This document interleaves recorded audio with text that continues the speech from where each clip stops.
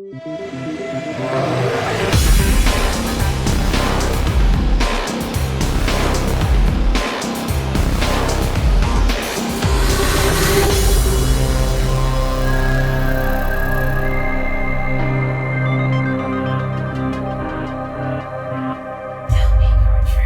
fucking Reeder. Yep. How are you doing?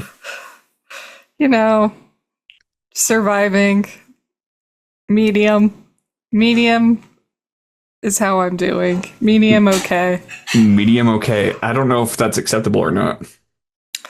I mean, can you be great in today's day and age? I mean, you could try. Yeah, but like, the outside world affects me too much, so I'm only going to be medium okay until some things, go a little bit better for the entire world. Are you, I guess this is a good tie-in. So do you remember what episode you were on when you were last on? Well, you said 6 years ago, so it was 2020, and you sent me like a clip, and my hair was really grown out, and so I knew that I hadn't gone to the hair salon for a long time. Yeah, so, and I was still blonde, and my hair was like a little longer than this, and so it would have been like 2020. Yeah, June. I don't know what episode it was. So you're episode 13, lucky number 13. Okay. And cool. June 26th, 2020. So almost 6 years in a couple weeks. Oh, shit. In a month, yeah. Crazy. That is nuts. And just to be on record, you were you were the fourth person to be on video for the podcast. Oh, okay. So you didn't record a bunch of them? The first 9 I did not. Oh. That was all in person, audio only. Oh, cool. But in person. Yeah, and the last one to be in person was, do you remember Mira from Paul's class? I can't remember I took that class way too much. You expect me to remember everyone? Impossible. I don't. Well, because I think she only took it for like one semester. Yeah, one semester, people. Yeah, are and then not going to be in my mind. She was the last one over, but when she was over, she was also telling me about like her run-ins with almost COVID, and this is before we knew what COVID. Yeah, and I remember her telling me that sitting across from me, and I'm like, should I be doing this in person? Like, yeah, so scary. After that, I went full video. So yeah, that's nuts. Officially, welcome back to episode 66. You are. Whoa, I'm behind, man. I'm Elizabeth. Sorry.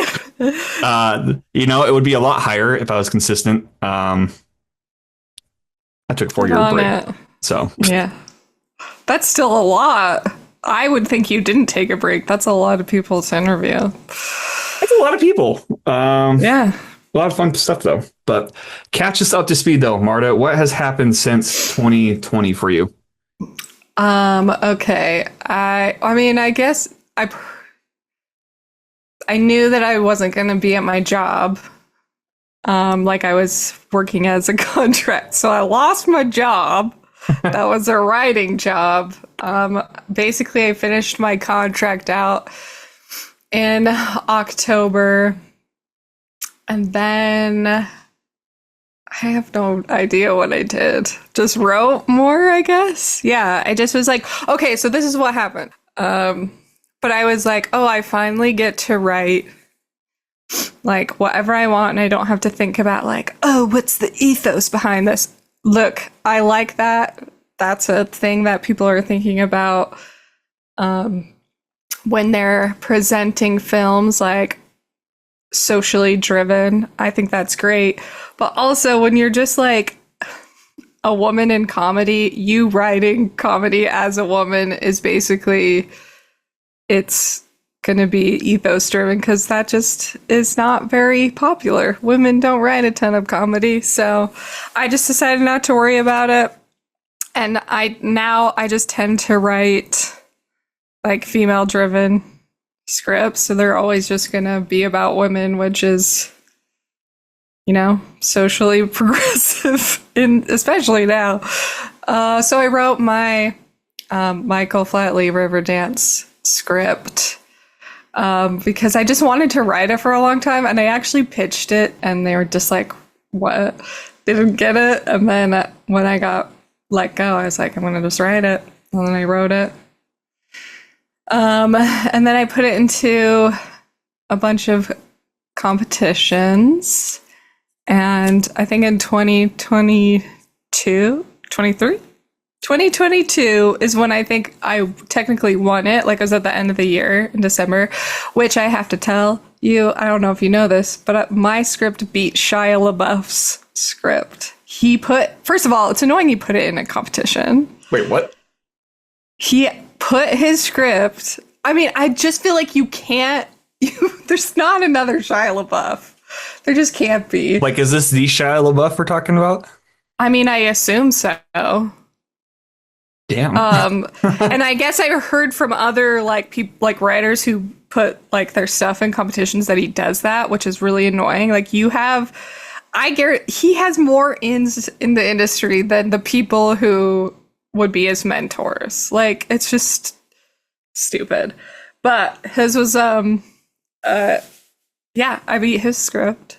I beat lots of people, and then I got 3 mentors. So basically each mentor out of the finalists picked their favorite, and 3 of the mentors picked me.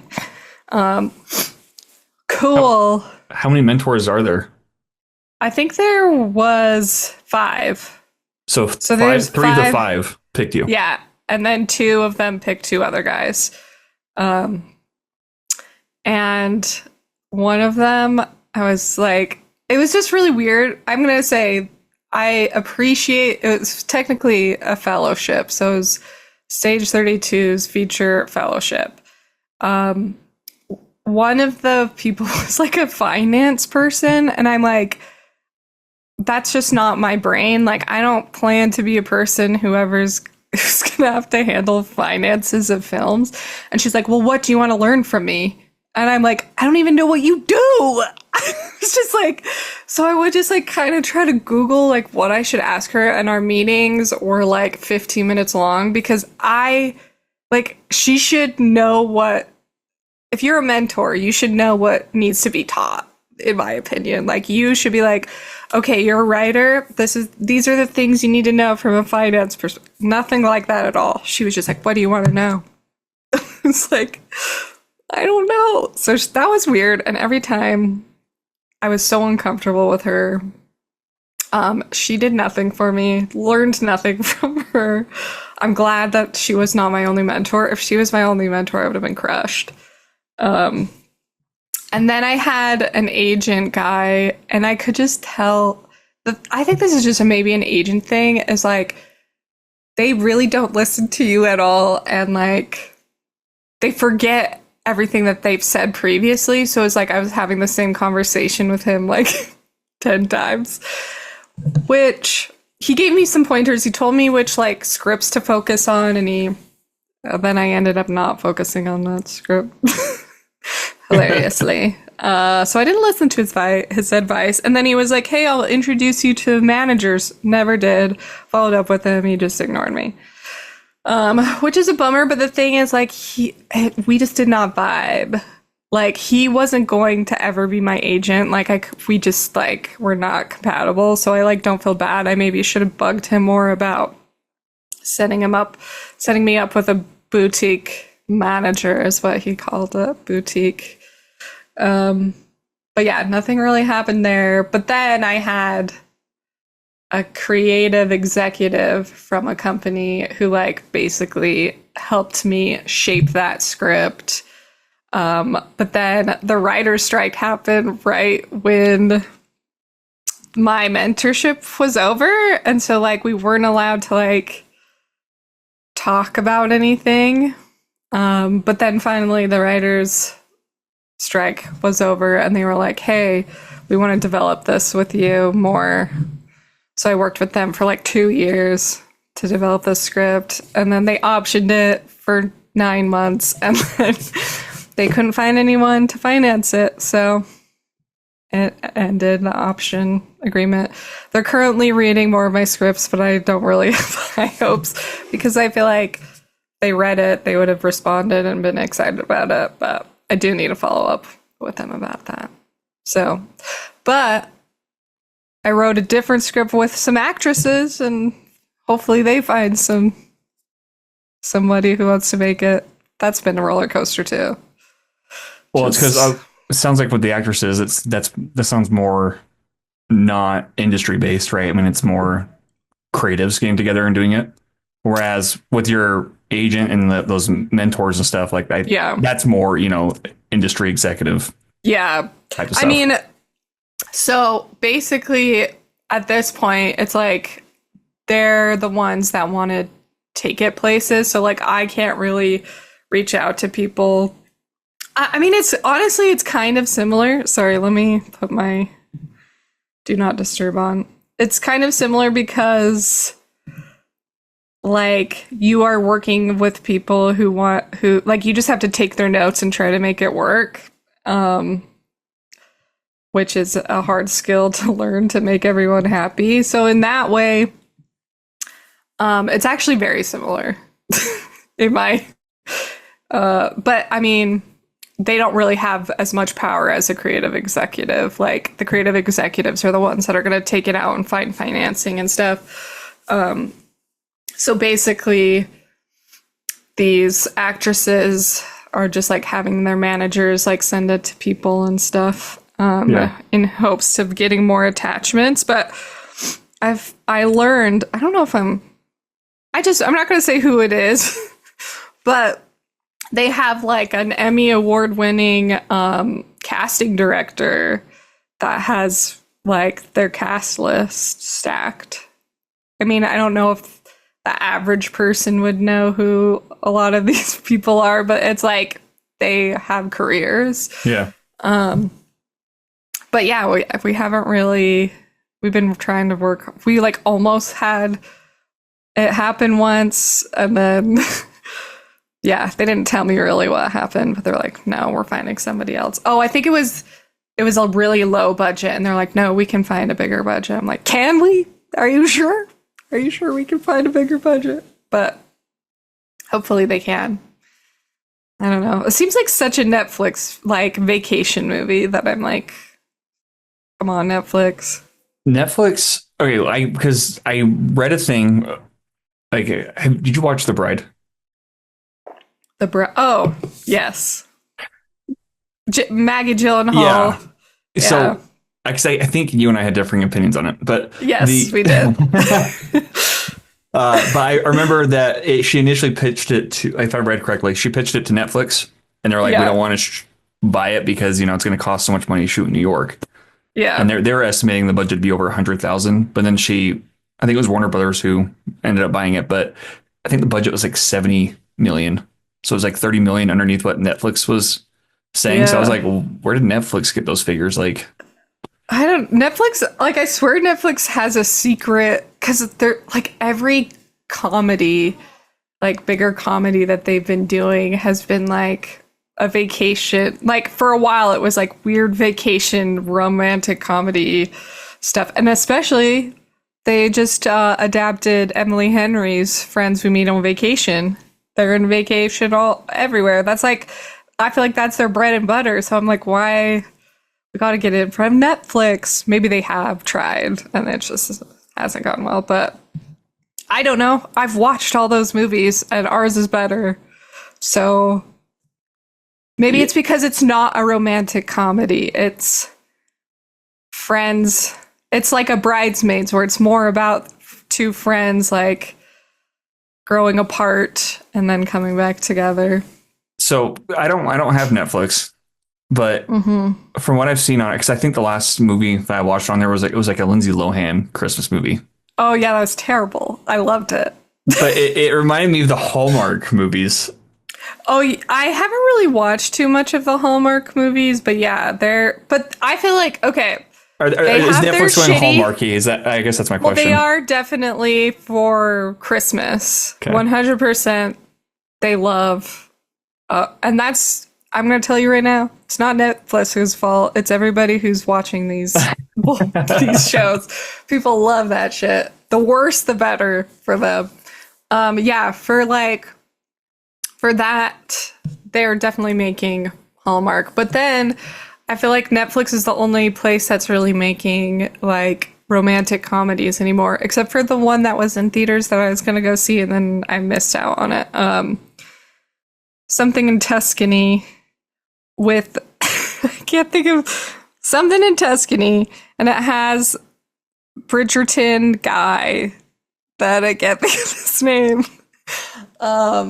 Reggae Jean Page, I think his name, or Reg. You, Me, and Tuscany. Yeah. I was gonna go see it because I love to support a rom-com in theaters, and especially like, not white people. I'm like, yeah, let's make him not white. And then I wanted to go support it, and then I listened to a podcast with him, and he is just the cutest. Like, he loves acting so much. It's so cute to hear him like talk passionately about it. And then I, after that, listened to that podcast. I was like, oh, it's still in theaters. It wasn't. So I missed it. I gotta like rent it or something. I want to give them money so they make, put stuff in theaters. But unfortunately, the only romance we're getting is Colleen Hoover fucking adaptations. She's terrible. She is terrible. I'm going to alienate a lot of women by saying that, but I'm sorry, women, we can do better. Is she like romance? Is she an author of like romance novels? Yeah, so she does, and they are pushing these suckers out every 6 months. There was the one that nobody talks about except for everyone hates Blake Lively and Justin Baldoni. It ends with us. Yeah. Okay. Which I'm gonna say it's not good enough to have all this drama around it. And then me and my sister went to a free showing of her other movie that I don't know what it's called. Reminders of Him. That's what it was called. Reminders of Him. Terrible. This 5-year-old in this movie, I was like, 5-year-olds are this dumb? I hang out with a 5. She's 6 now. She would get mad if I called her 5. I'm like, is my niece a genius, or is this 5-year-old written like she is too? Anyways, and then I just watched the other one that came out. I have no idea what it was called, but well, yeah, I don't that's know. all. In 1 year, I think it's in 2 years. They've made 3 of these movies. It's crazy. Was Blake Lively in 2 of those? No, she's only in 1. Just one of those. Okay, I was gonna be like, she was but in there 2 was gonna and be had a lawsuit. That's crazy. No, there was going to be a second one because I guess there's 2 books in that series. Oh my gosh. I thought I put this on Do Not Disturb. Do Not Disturb is already turned on. Well, Siri thinks that it's already on. Okay, then stop sending me messages. Okay. Sorry. I swear I don't know why it's beeping. Yeah, sorry, what? What were you saying? Oh, just there's gonna be 2 of those movies. Oh, yeah. I mean, I think she should make another one. I haven't seen them. I don't know if I have any interest in watching them. Maybe at one point, but I haven't just seen The don't Notebook. want to pay for. Oh, The Notebook is overrated, and just to also give you an idea of like what kind of movies I don't watch. Noah is a weirdo, and he is not romantic. He is creepy. That's all I have to say. Is that Ryan Gosling's character? Yes. He does some weird ass shit. And you know what? I'm going to tell you right now. Yeah. I was team the other guy when that came out. I said the other guy's way nicer and way cuter. James Marsden. I wasn't a Ryan Gosling fan at 14, I guess. Not into it. Once a Ryan Gosling fan, always a Ryan Gosling fan. You know what? I love him now. Yeah. Because he makes movies better for women. He's not trying to do that thing of like Leonardo DiCaprio where he's like, I got famous because of women. Fuck you guys. I'm going to be serious. I'm going to crawl inside a bear carcass now. I'm never making a movie for you bitches again. And you know what, Leo? We don't want you. Your head somehow has grown 5 times larger than it did when you were cute. Get out of our faces. He'd just be aging. He just had but his head looks like it's not even aging. It's just his head has grown. Is it because of fillers? Does he put fillers on his face? So his face has grown off his skull? He might. There's Hollywood's weird like that. Yeah, I was really upset with Ryan Gosling after Barbie because he filled, but then he filled. oh yeah, oh yeah, Gosling it was filled? weird looking, and but he took it out for Hail Mary. Thank God. I was like, there's that man. He's back. He has returned back to, and maybe it was just like, you know, he got to be Ken. He got to be puffy, but his face didn't look that weird in Barbie. It was like when he was promoting it, his face looked so weird, but now it's back to normal. So he got that shit dissolved. He was like, I hear you, women. I'm dissolving it. I'm sorry that I did it. And He's married to is it Eva Mendes? Eva Mendes? Oh yeah. Yeah, you're right. Mendes, not Longoria. I don't think it's Longoria, is it? No. No, it's not. It's not. It's Mendes. But I don't know. He seems like a chill dude, you know? I watched Project Hail Mary again and I cried. So again. Good. Yeah, it's so good. I loved it. I want a real Rocky figure to put on my desk. Do it. He's cute. Etsy has some for sale. Fun fact. Oh. Yeah, but are they like 3D printed? I bet they're 3D printed and shitty. 3D printed and a lot cheaper than what they would charge for like an actual collectible. Yeah, but like you're paying too much for a 3D. If it's over $10, you're paying too much. Well, shipping and handling. Okay, that's fine, but between 2020 and 2026, though, I do recall you're also working on, or you worked on a little short film that you had visuals, right? Yeah. You want to talk about that or no? Sure. Because I just remember going to a screening of it, and it was actually really cool to go to that screening. And it was like the first area I went where they actually served booze with. Yeah, that was. Which is nice. They did? I think they did, didn't they? Oh yeah, because it was in Metro. Yeah. Yeah. So we can talk about that. So here's some drama for the show. Okay. They're not going to listen to this, hopefully. So I was working with these two people, and I wrote a Christmas script. That's like family friendly. Again, everyone who reads it really likes it, but it's not a romance. It's like a relationship between this woman and this child that she becomes the child's imaginary friend. There's kind of a little romance because they like the dad and her like flirt, but it's like she's invisible to him for most of it. But yeah, so people are like, where's the romance? I'm like, this is about women being friends. But yeah, so we were planning on making this. I had a producer, director, and they were like, they had like $50,000 raised somehow. Mystery to me. Don't know. And then the director was like, we need to do a short. It wasn't communicated to me that the short was supposed to represent the Christmas script. Like, nobody told me this. Was it supposed to be used for like pitching and like promotional stuff? So that's the thing, is nobody told me. The director was like, oh, write a short. And I was like, okay. So I wrote a short, and it's about women bonding, because that's just what I write.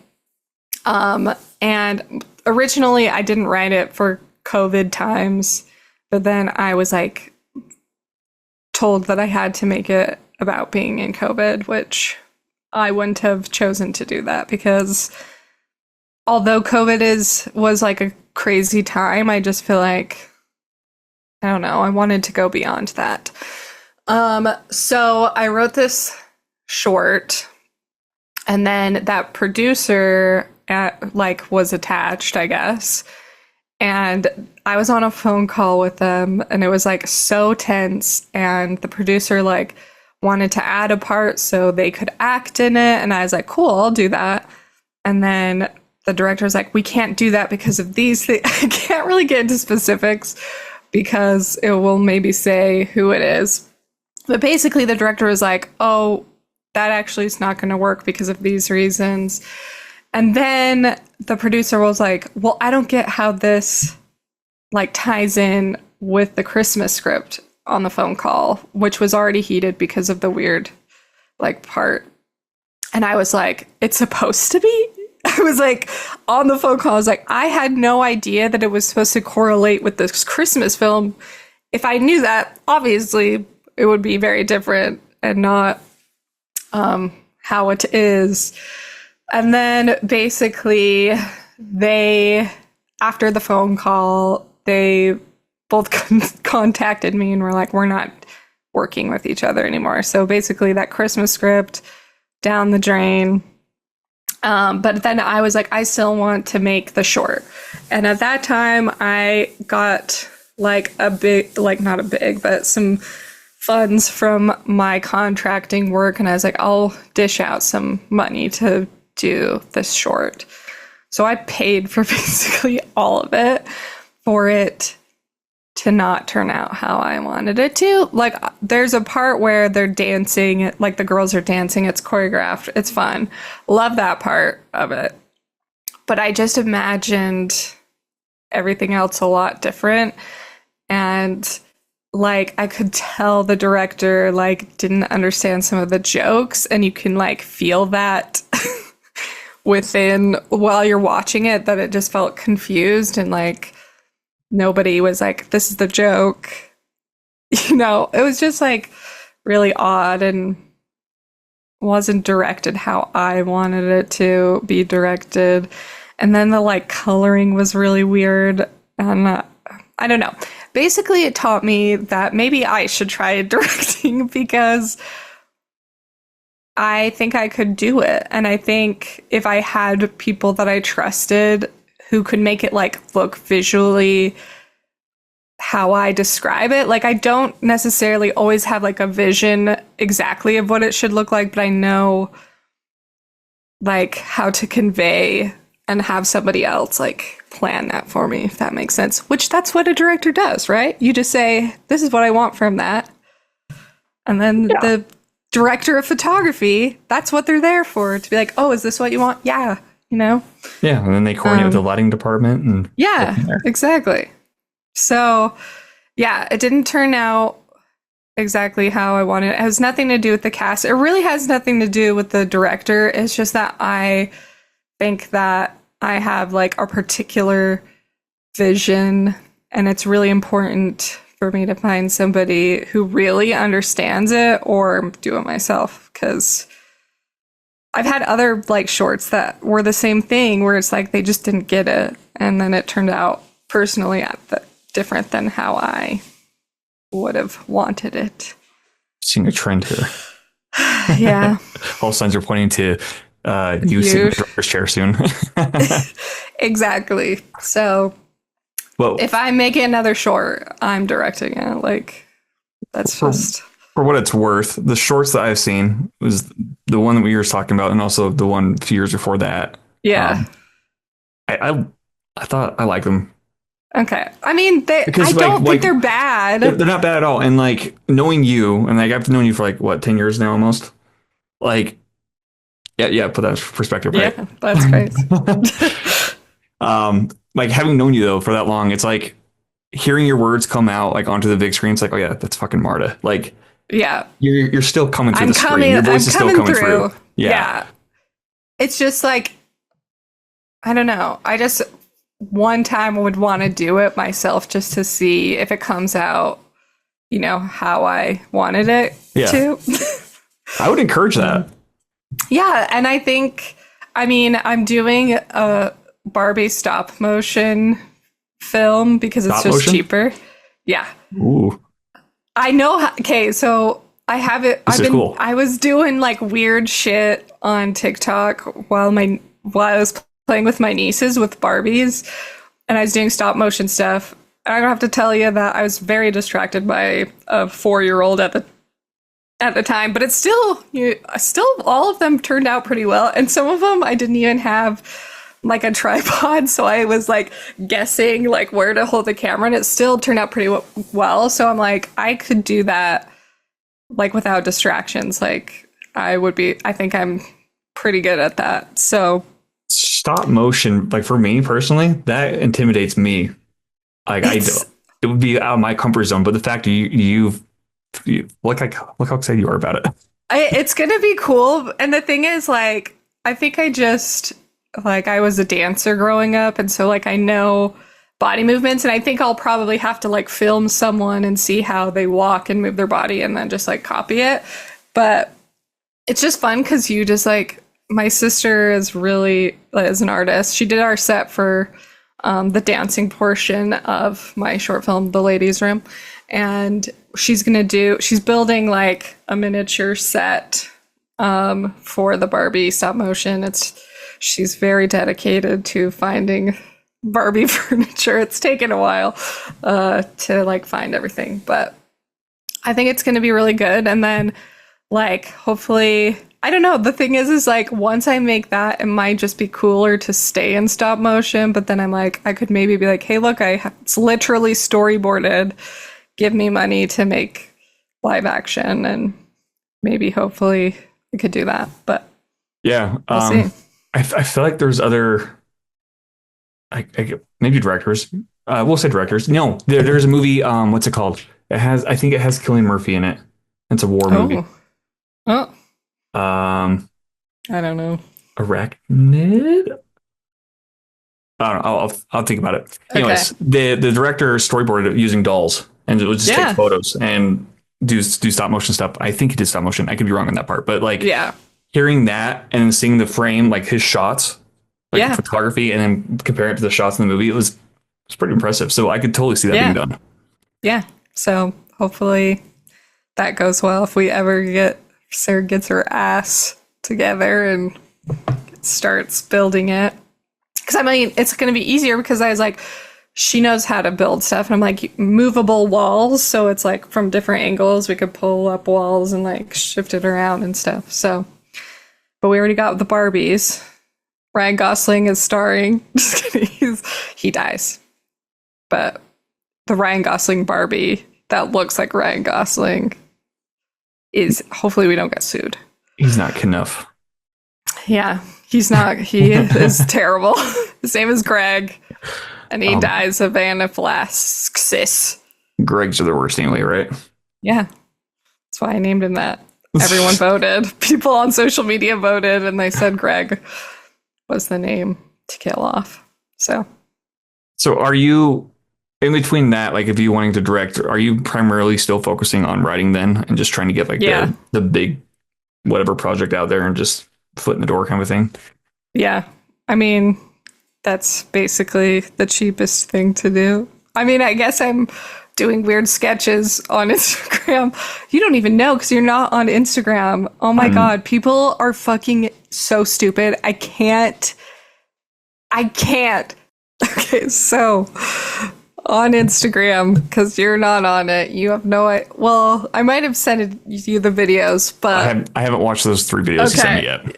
So I guess I'm a very good liar / actress because I made this video.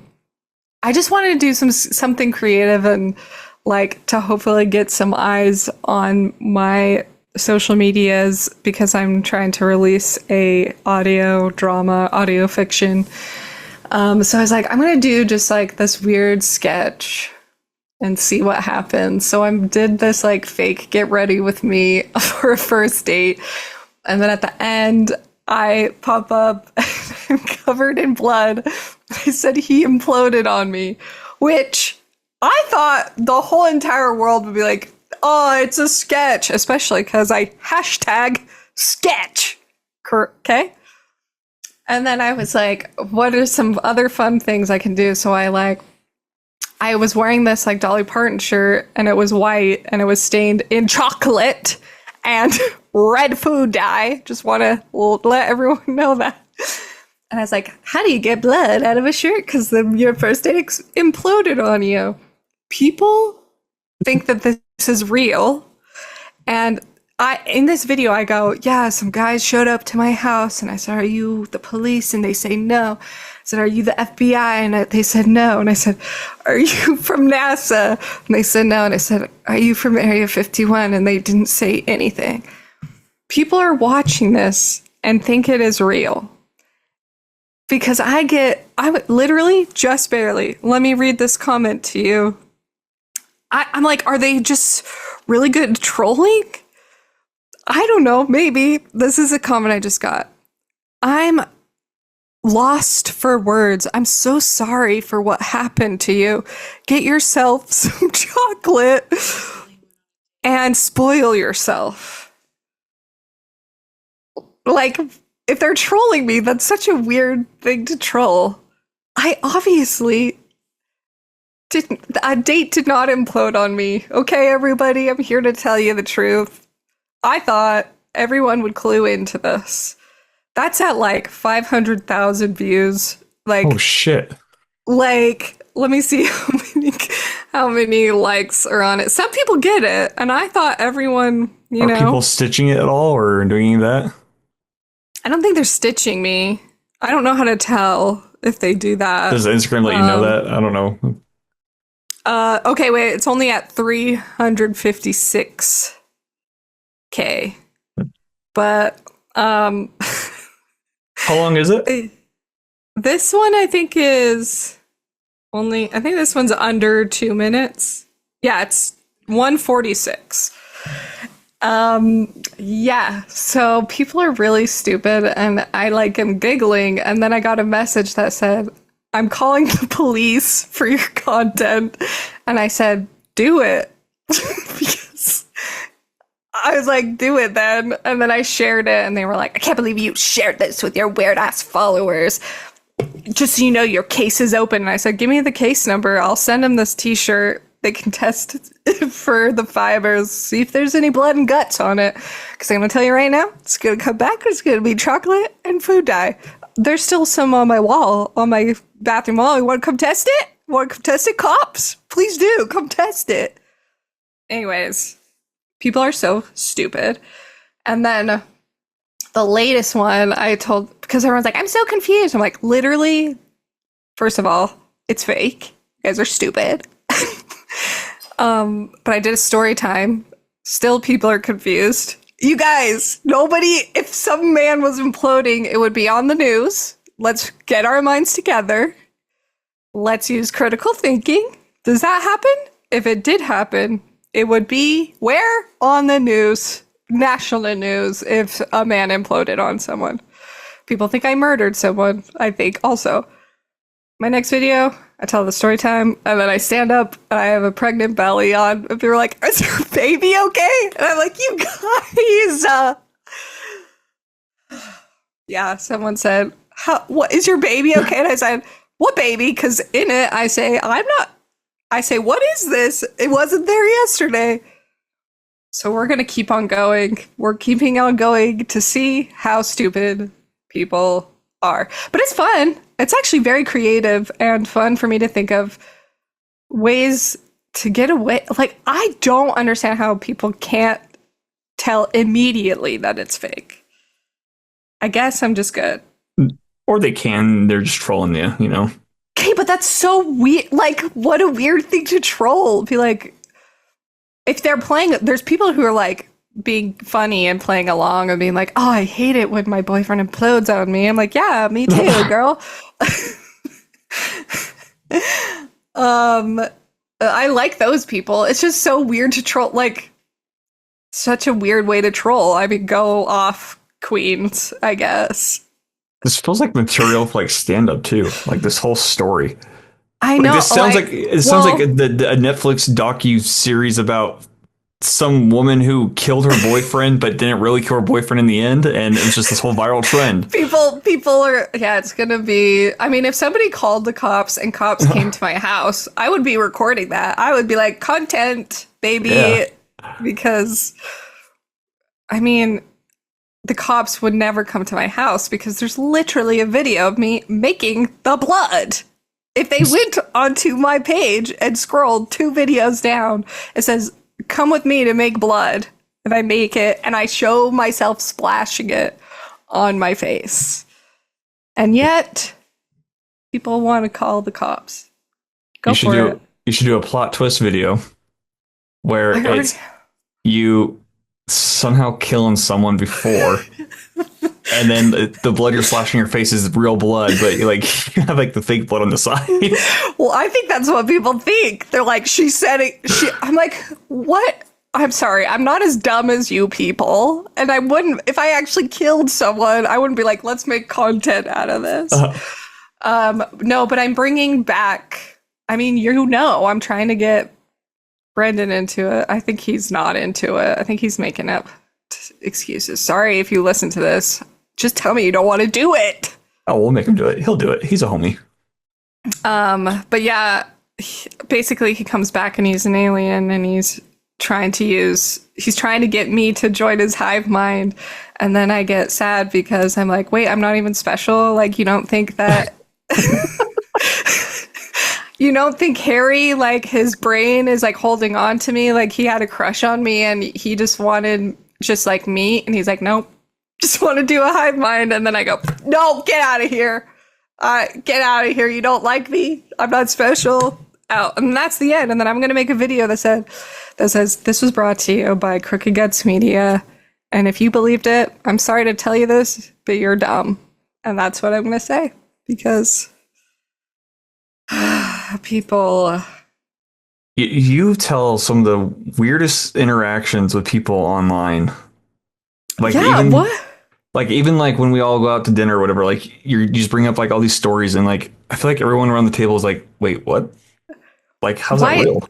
Like, I just think I tracked straight. I mean, I guess I'm a weird girl, and they're like, I'm gonna spread the weird. She'll feel comfortable with this. No, I don't. Yeah, so I'm doing that, and it's actually working to my. Someone was really mad. They're like, "You're just doing this so we come back and watch." I'm like, "Yeah, that's do you point, not yeah. know how?" Like, obviously, but yeah. So I'm getting people interested so I can promote my audio fiction Pie and Beer Day, which is different, but also kind of in the same vein. It's batshit. It goes a little bit crazy. So, can people? So I'm trying to finish the sketch series in time for me to promote the Pie and Beer Day. So, hopefully, gotcha. We'll see if I have backups if Brendan can't do it. He'll do it. But he's acting like he doesn't want to. He's a busy man. Okay. Well, he has to pretend. I think he would be good at it. And you know what? I think he would be great. And he should just do it. I'm excited to see whatever comes of it. I'll watch through your videos later tonight. Okay. They're cuckoo. I mean, they're crazy, but that was to be like, obviously it's fake. But yeah, I'm going to tell you. My first one, I know that I'm really good at lying, okay? The first one, I had my mom texting me and said, you went on a date? And I said, Mother, watch the whole thing. And she's like, I knew you didn't. I knew you wouldn't have gone on a date. And I was like, yeah. And then I had my friend text me and she's like, you went on. And I was like, no, watch the whole thing. We need to train our... attention spans, and you guys need to, yeah. You should have lied to your mom and been like, yeah, no, I did. And then convince the video, Yeah, I think it's too unbelievable, though. I think she's like, Marta would not. Yeah. Because she was very confused. I would be talking about it. Like, I see my mom every day. I would tell her about it if that was true. Gotcha. Wouldn't keep it a secret. It would be weird. And everyone in my family would be like, who are you? But I created a really cute guy in my head. I'm like, if that guy was real, obviously. But the point is that he's not. How many views did the other videos get after, like the follow-ups? Let's see. They're pretty good. I mean, so the first couple videos I did that were sort of teasing at Pine Bearding got like no views. So, Of course. there's like, so there's 33K, 15K, 30K. Like they're pretty substantial. Those are the ones before 41, 34. They're kind of dwindling down, but I don't care. Cause like, honestly, I don't like that many people are watching it because too many people are dumb. I just want people who like weird stuff to watch it, which it seems like that's maybe what it's dwindling down to. But Yeah, it's kind of like a Wes Anderson. I mean, I wouldn't call it Wes Anderson. I don't even know. Someone said it reminded them of John is gonna die at the end. They're giving me, you know what? I think it's nice that people are saying, like, comparing it to, like, they know that it's a story and they think it's compelling, which makes me excited. So, yeah, it was fun. That's good. Also, during the 6-year mark, you had your own podcast at one point. Oh, yes. I forgot about that. Yeah. Do you want to go into that at all? Sure. Because I think it's hilarious that you stopped doing it because you couldn't do it anymore. Yeah, I got a dumb reason. Yeah, I had a podcast called Pursuit of Happiness where I would find men on dating apps and I would interview them and ask them weird questions. But then I got kicked off all of the apps because men reported me because they were mad that I didn't actually want to date them. They were mad. Yeah, that. And then I got blocked. I wonder if I could get him. It's been so many years. I wonder if I could. They would be like, no, this bitch. She's. So maybe in your bio, you should just put just here for friends. So that way they can't get mad at you for not wanting to date them. No, because I think they would still report that. You don't know, men. They'd be like, you're here for friends? Get off of here.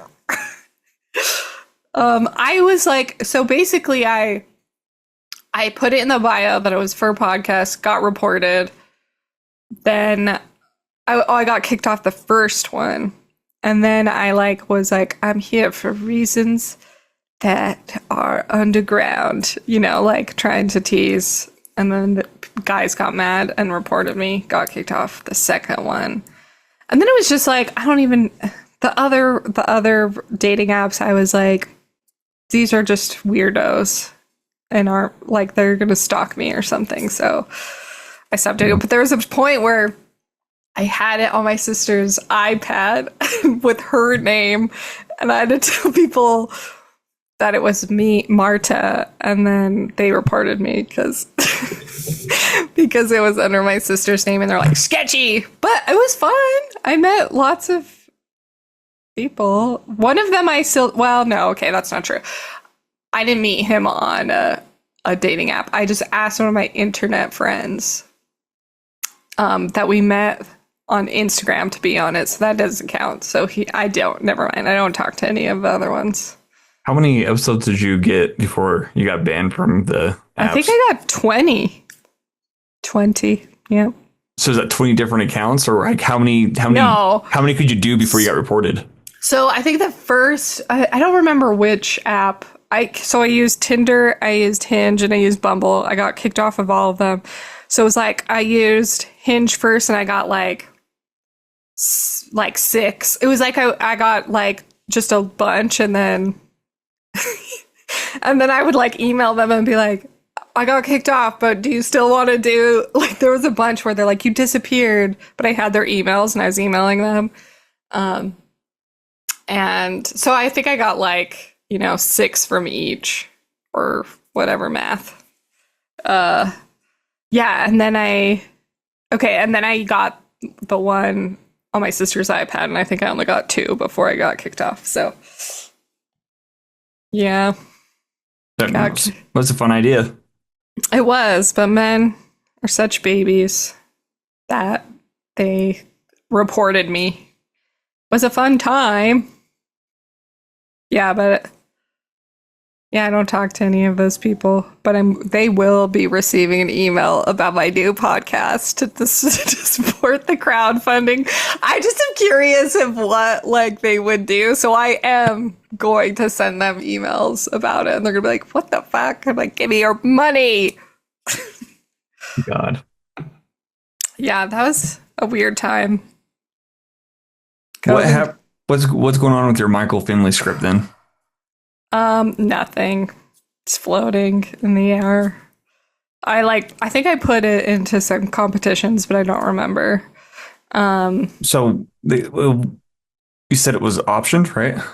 It was for 9 months. And so basically their whole thing was they were trying to find like somebody to co-produce it with them or like finance it. And yeah, nobody, like, the thing is that's annoying about that is maybe they were just lying, but they're like, everybody really loves the script. It's just like the industry doesn't know what it wants right now. And so people are not willing to take risks on, smaller projects. So like everyone liked it, but just were too scared to put money behind it, I guess. That's what I was told.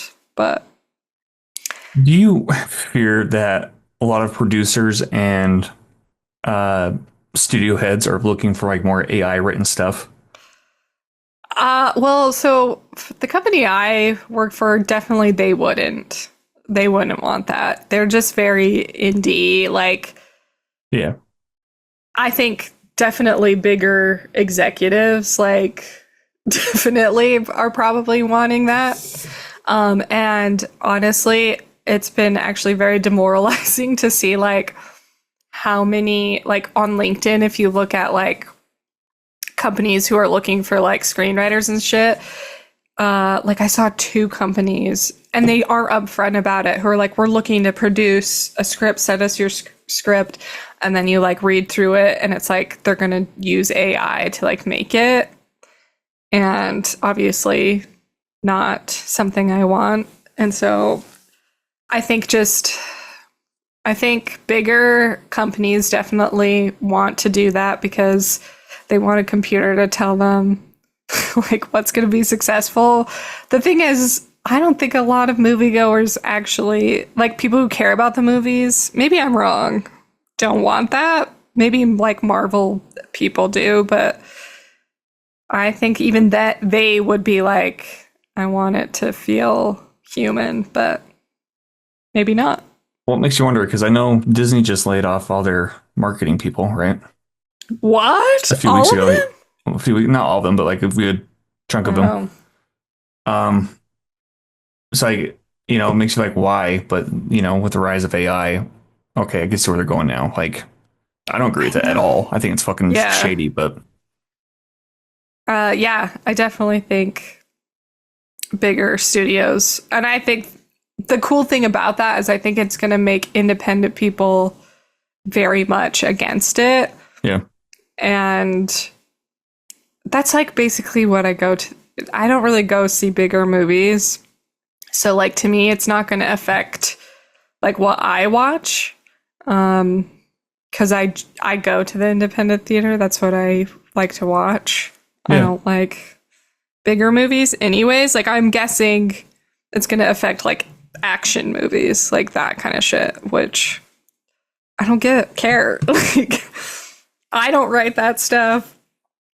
I don't watch that stuff.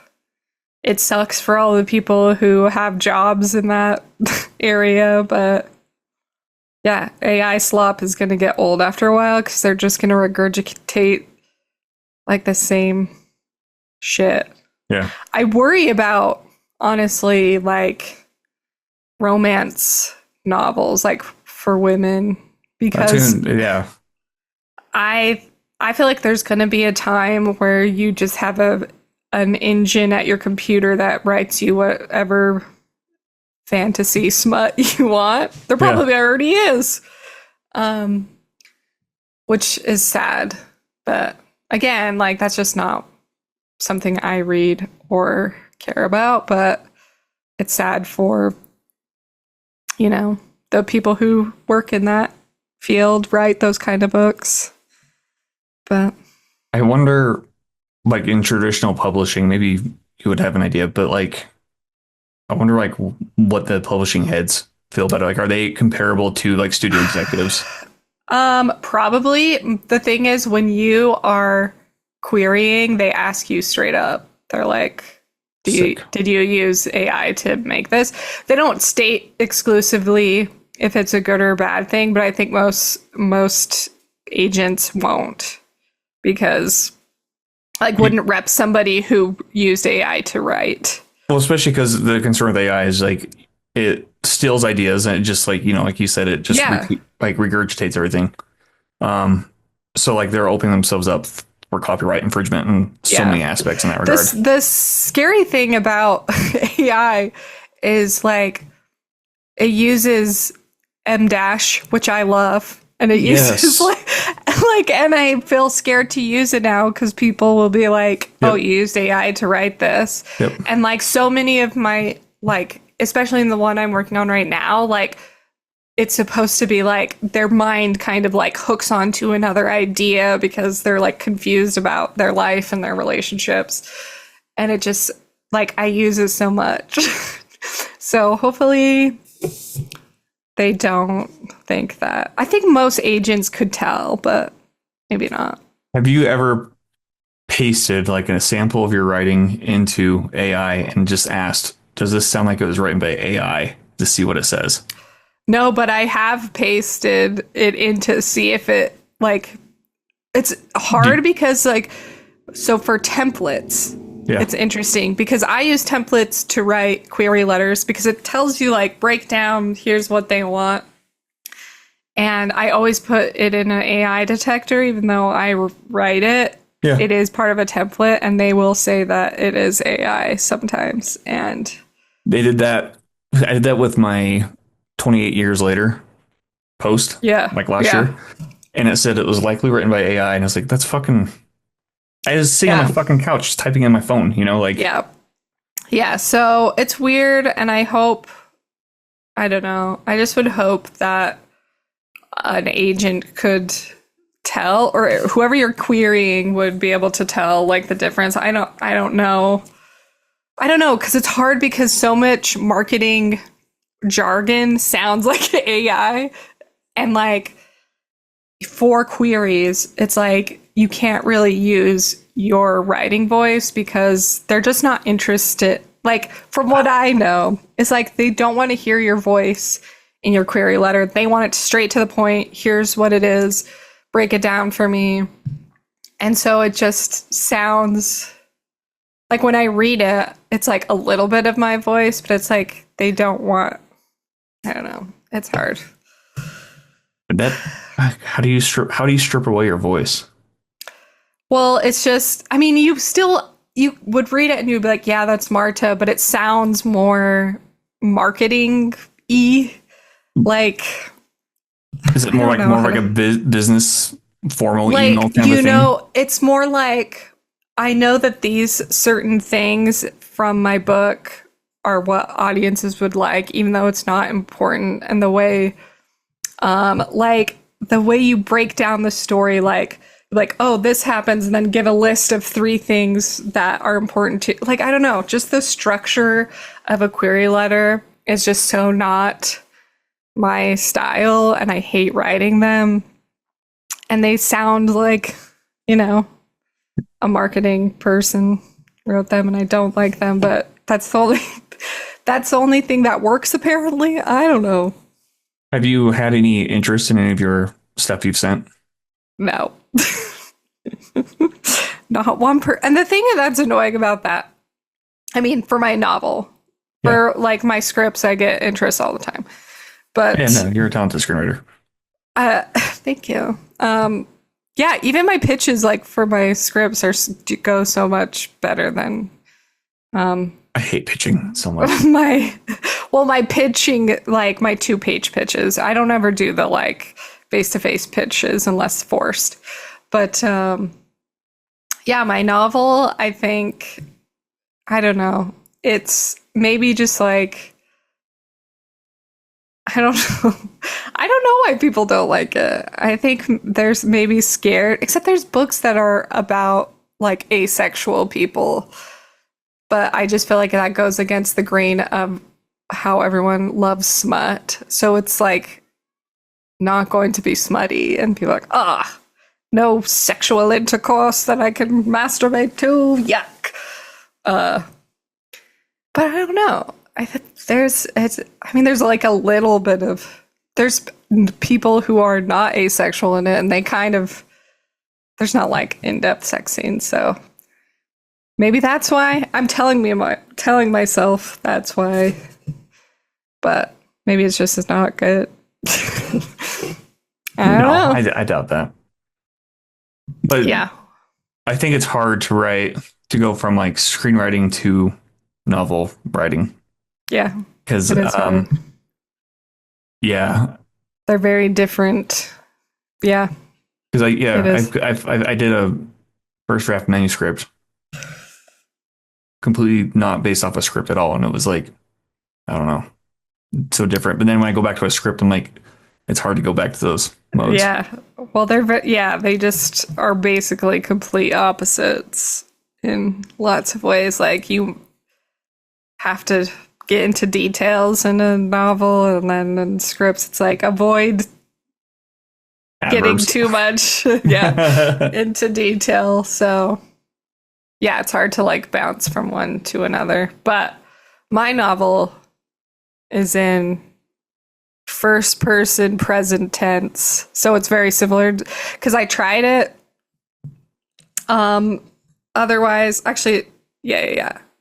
Is that correct? I don't know. But basically, it's present tense. And then because we have so much that we go back, like, and people are remembering that it was like double in the past. I don't know. It was just weird. So I made it present tense, which lots of novels are not that. And lots of people don't like that. But I think it works for this one. Maybe that's why.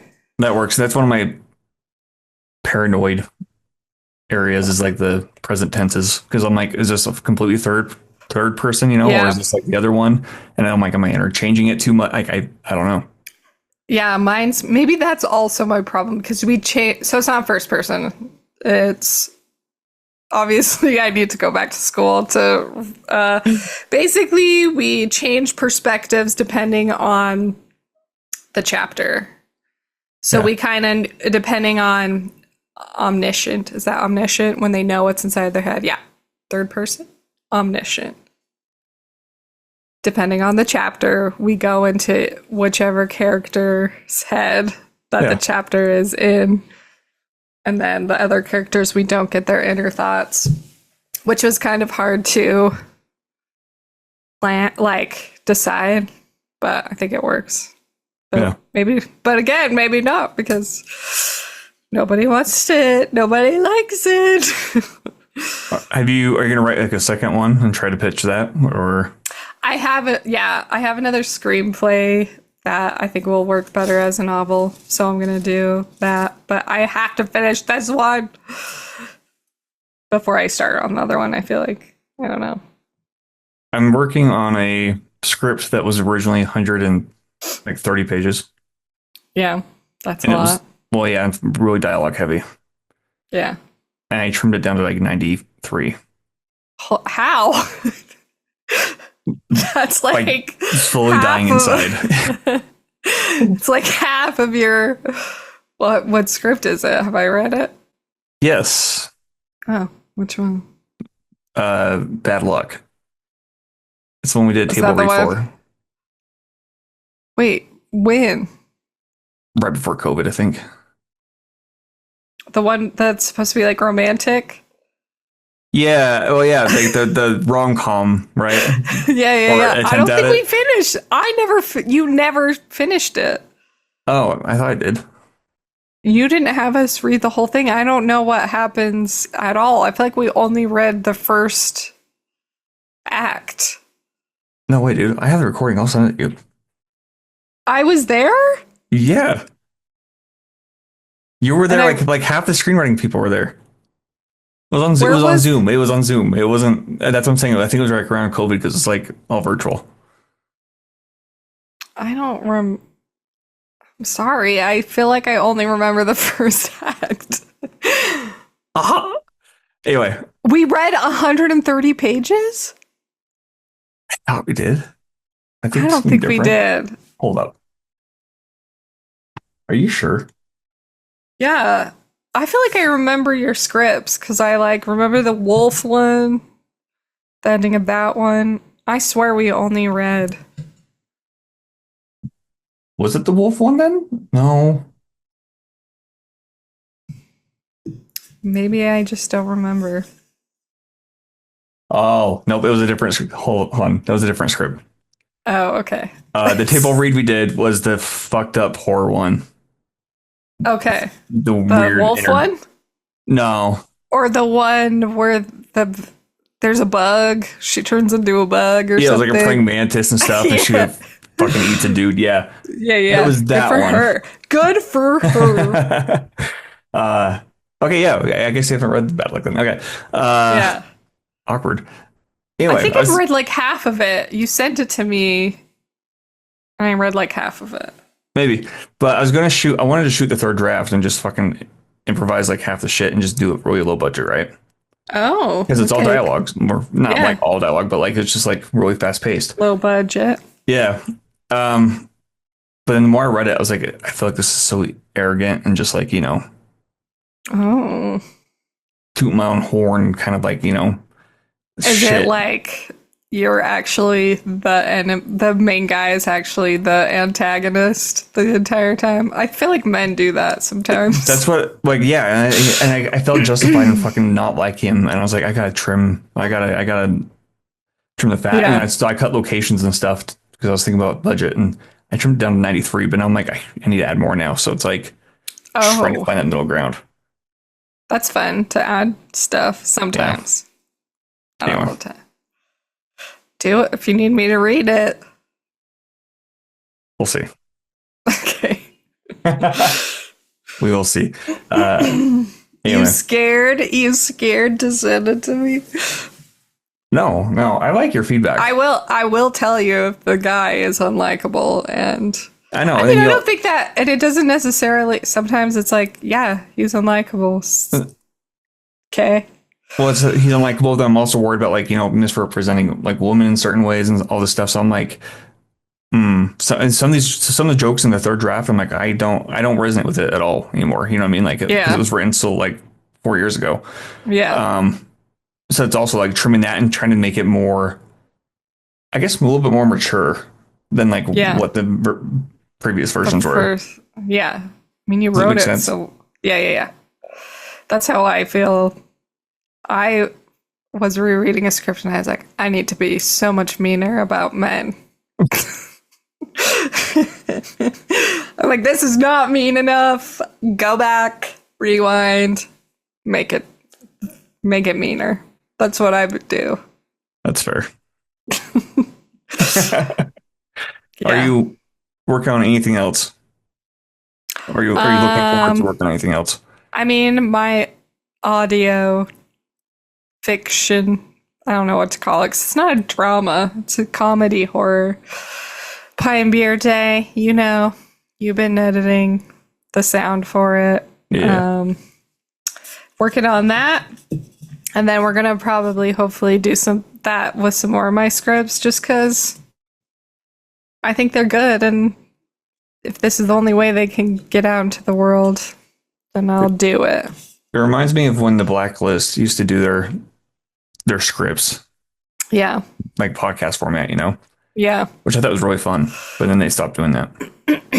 Yeah. So I'm trying to hopefully, I don't know, maybe they'll get somewhat popular, and maybe someone will be like, you should make this into a movie. And I'm like, you say, let's do it, Yeah. But It's a good way to get started, because I think they did that with there's an audio drama on Spotify that was like a serial podcast that felt real. oh yeah, Limes. Yeah. Yeah. They did that with another one too. And they create a TV show based off of it too, right? Yeah. So like it's possible. Yeah. You know? Homecoming. They did Homecoming Yeah. was one. And there was one that's like, but mine's not like that. Like it's not a podcaster. No. It's just, but I don't know. It was fun. I had great actors and we'll see. It goes well. It sounds good so far. Yeah, I think it's fun. We just need to get more children to sing. I think I just need to get adults who are good at doing child voices to sing. I am a child of God because nobody wants to have their kids sing that, I guess. Weird. Yeah, I'd have to have a whole discussion with my niece. She was like, why are we singing about God? I'm like, you're a ghost. Just, it's fine. Don't think about it. Yeah. Well, I'm excited to see what the final outcome of that looks like. That's it. We only have 2 minutes left. Yep, we got 2 minutes left, so we're gonna wrap this up. Okay. Where can people find you? And yeah. If you want to see my sketch that everyone thinks is real, it's on Crooked Guts Media on Instagram. I have Crooked Guts Media on TikTok as well. If you want to see my personal account, Marta Crooked Guts. I only have a TikTok because I don't know. That's it. I think that's it. MartaReederWrites.com. Is that nope? MartaReeder.com is my website. If you want to read more about my scripts and give me money to make them. Perfect. Yeah. Well, nice catching up. Mm-hmm. Get editing. Nice. I know. I feel like I went silent there for a couple days. Yeah. But did you get the missing parts? I sent them to you, right? I'm just making sure. No. Yes, I did. The missing. Oh, okay. Okay. Cool. Yes. No, that's what I was going to do after we're done with this. So. Cool. Thanks. Of course. Everyone else, that's it. That's the podcast. Catch you on the flip side.